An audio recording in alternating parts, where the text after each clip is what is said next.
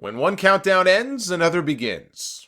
You guys seem to enjoy the Royal Rumble countdown so much, as did I, that I thought I would do another one for the next 10 weeks to carry us right into WrestleMania Sunday. And why not make it WrestleMania themed? But I didn't want to just do the usual, top 10 best WrestleMania matches, or, best WrestleMania pay-per-views, best WrestleMania title wins. Everybody's done that. That's played out. Instead, I have ranked what I believe are the top 10 most shocking WrestleMania match outcomes. Now, this could mean shocking as in who won the match, shocking as in something that happened during the match that led to the finish, maybe something that happened post-match. You can define shocking a bunch of different ways, I suppose.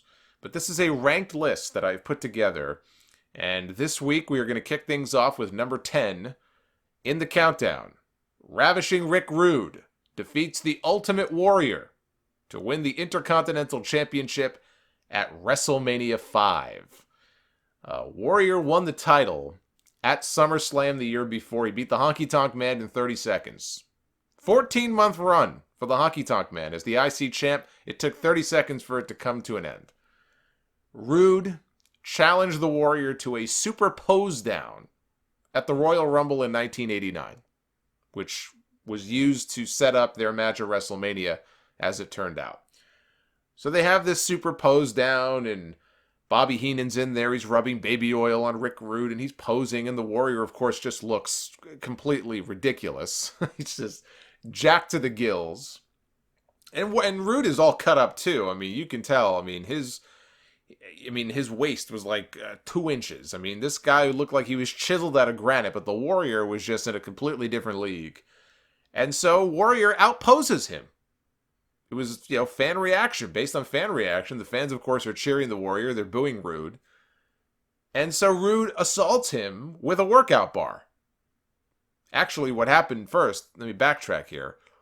Bobby Heenan, he sprayed something, I'm pretty sure it was baby oil, right in the Warrior's eyes as he was posing. I think the idea was that he would spray Warrior in the eyes, he would be blinded, and then Rude would attack him with the bar from behind. Instead, Heenan sprays this stuff. It goes right into Warrior's eyes. And the Warrior just no-sold the whole thing. He just stood there.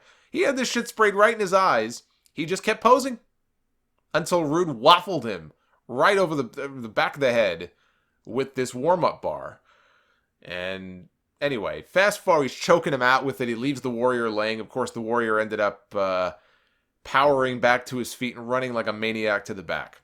Fast forward to WrestleMania V. Trump Plaza, Atlantic City, their second straight year at Trump Plaza. They face off for the IC title. They had a decent match. It's fine. They would have a much, much better match at SummerSlam that year. I actually loved their SummerSlam 89 match a lot. Easily their best match together. But here at WrestleMania, Warrior goes to suplex Rick Rude back into the ring. Rude's on the apron. And in mid-suplex, Bobby Heenan reaches and grabs the Warrior's foot. And he trips him up. Rude falls on top of Warrior. Meanwhile, Heenan is holding down the Warrior's foot from the outside. Referee doesn't see it, or clearly does, and does a poor job of pretending that he doesn't. And he counts to 3. And Rick Rude wins the Intercontinental Championship.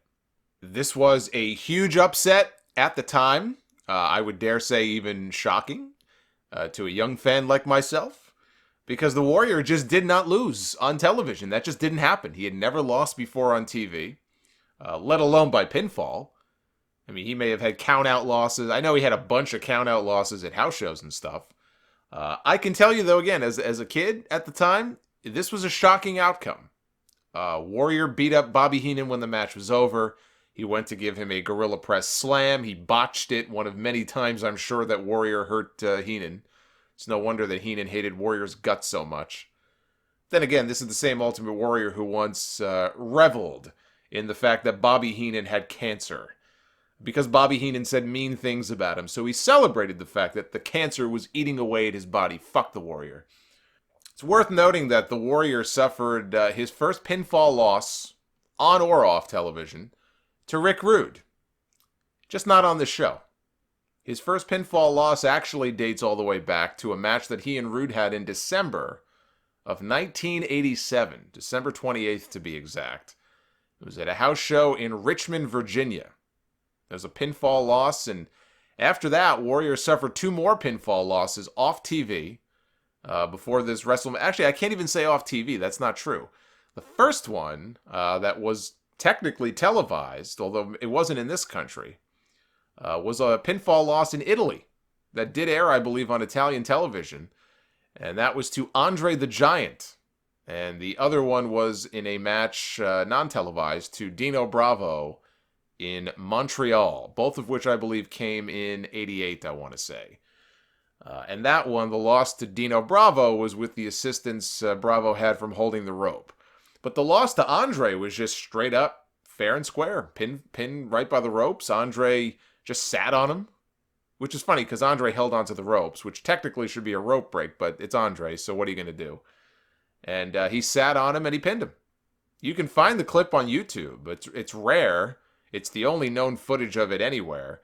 But I'm pretty sure it did air on Italian television. Rick Rude did not like the Ultimate Warrior. Shocking, I know. But they had worked together in World Class when he was still the Dingo Warrior. In WWE, they weren't exactly friendly either. Although Rude always sold Warrior's offense great. He made Warrior look like $1 million. I still say that the best ever to sell the effects of the atomic drop. I mean, I guess some people might say it was comically bad and you couldn't take it seriously. I thought that Rude was great every time he would sell the atomic drop. Nobody sold that move like Ravishing Rick Rude did. But some quick stories here about these two. Bruce Pritchard, on his podcast, said that Rude really did rough up the Warrior more than a few times when they were in the ring together. I guess stiffed him or whatever, because he didn't like him. But he tells the story of the Warrior whenever he would work with Andre the Giant. This was probably after Andre roughed him up, because Warrior was probably just wild and whatever, but he worked a lot with Andre. And Warrior would come into the dressing room on a night where he was going to work with Andre, and he would give Andre a bottle of French wine every single night. He would give him a bottle of French wine because he was so afraid of Andre beating the shit out of him every night that he would kiss his ass by buying him a bottle of wine. Well, Rude saw this, according to Pritchard, and he was very upset because here he is, having worked with this guy, busting his ass, trying to help him get over. He never bought Rude a bottle of wine. I think Bruce's quote from the conversation that he claims he had with Rude's exact words were, "I didn't even get a bottle of Gatorade from this motherfucker." I get the sense that Rick Rude just really didn't like the Warrior and would have loved to have just kicked his ass. And in fact, he did once. There's 2 different versions of the story floating around, though, so pick the one that you want to believe. In one version, while the 2 of them were working together, this would have been in 89, Rude came backstage after one of their matches together, and he asked the Warrior to, hey, lighten up. Because, I guess he was working stiff or whatever. And the Warrior, as story has it, shot back with, I don't have to. Basically implying, I'm the Ultimate Warrior, you're not the star that I am, and so I don't have to do shit. And Rude dropped him with one punch. Punched him right in the face. The other version of this comes directly from Ric Flair. Back when Flair had his podcast, I think it was the one with Conrad, Woo Nation or whatever it was called, which lasted, I think, all of 5 minutes. He claims that there was an incident at a show in Savannah, Georgia. This would have been in 89 or 90, when the 2 of them were working together. Now, if it was during the Warriors' WWF title run, it would have had... I looked this up. I was curious, so I went and I looked up every show from 1989 to 1990. I'm looking for a Savannah, Georgia house show with a match between Rick Rude and the Ultimate Warrior. And the only thing I was able to find, there was a Savannah, Georgia house show on August 24th, 1990, which would have been right around the time, maybe right before, SummerSlam that year, and they had a match. They had a cage match at SummerSlam, so they were probably working together. But there's no card. It's like the only... It annoys the crap out of me. It's the only house show date that doesn't have a card listed. So I have no idea who was on the show, who worked who. So anyway, by process of elimination, it might have been that show. Flair claimed that the Warrior made a derogatory remark about Rude's wrestling ability. Which is, I mean, holy shit. I mean, the Ultimate Warrior talking shit about somebody else's wrestling ability. Talk about a lack of self-awareness. Rude walked across the room after he heard the comment, and he beat him up real good. This is according to Flair.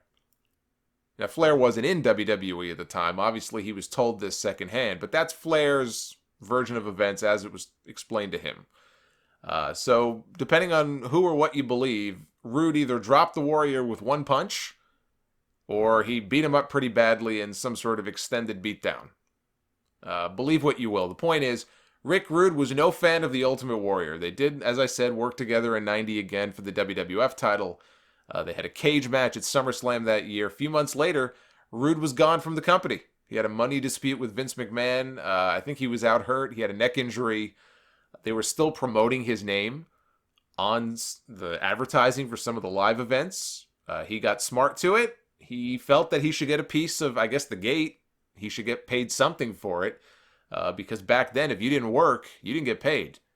None of this guaranteed contract bullshit. Well, apparently Vince disagreed. He didn't agree with that sentiment.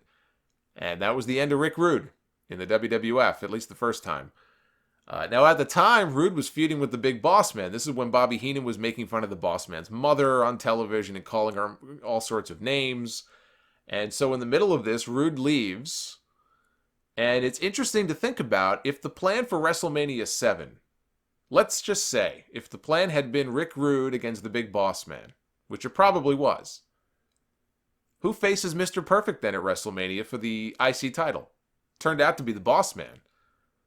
But if not the Boss Man, then who? Texas Tornado? He had already been pushed out of that spot. You know, they got the belt on him, and boy, did they get that belt off him quickly. So I don't think it would have been him. Who would it have been? I have no idea.